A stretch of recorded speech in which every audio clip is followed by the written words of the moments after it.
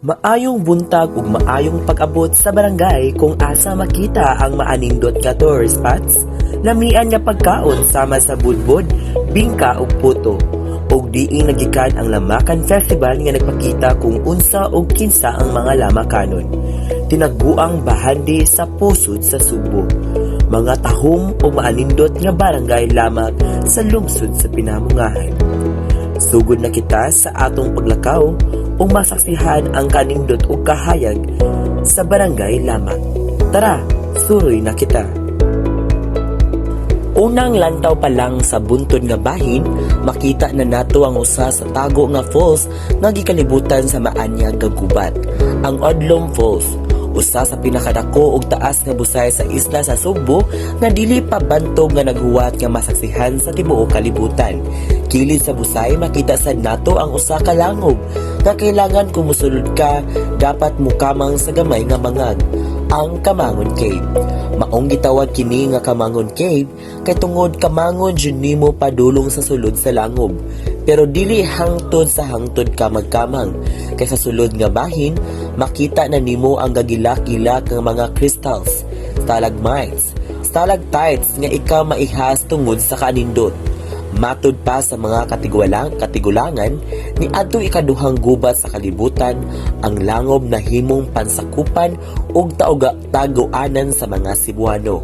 Ang nisalbar gikan sa manggipang invade nga hukbo sa Hapon.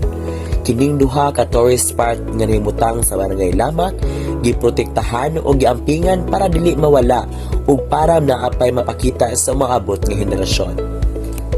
Usa sa suruyunon sa barangay Lamak ang sikat nga resort sa tibuok syudad sa Subo. Mao kini ang Hidden Valley Mountain Resort, Hidden Valley Waypool Resort ug ang Hidden Valley Infinity Pool and Raging River Resort. Ang maong resort perming makadawat og awards as Outstanding Resort in Cebu. Gikan pa pag 2015 hangtod sa karon nga tuig. Gidumala kini sa pinakasikat nga kooperatiba sa tibuok Subo. Dili lang sa Subo, apil na pod ang international nga nasod sama sa Asian countries o American countries. Ang maong resort perming bisitahon sa mga turista kay nindot kining tapukan o pang summer vacation. Ang maong wave pool resort nga nahimutang sa barangay Lamak mao ang ikaduhang wave pool sa tibuok Visayas. Busa isip amo mga bisita, amo kamong giawhag sa pagsuporta sa mga kalihukan nga makaayo sa among lugar. Dugang pahimangno, ang pagbisita sa usa ka dapit importante magdumala sa palibot ug ang pagtahod sa kahimtang sa kadayahan.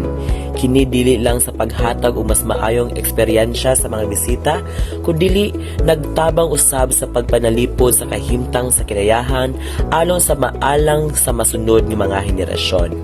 Sa pagbisita sa barangay Lamak, dili malikayan ang pagtuon sa pag-uban sa mga lokal nga proyekto alang sa kalinaw sa kalikupan, sama sa pagpanalipod sa mga kahoy, sa paglabang sa plastik nga polusyon. Pinaagi niini, mahimong aktibong bahin ang mga bisita sa pag-umama sa kinayahan ug sa pag-ampo sa kahimsog sa natural nga kahimtang sa barangay.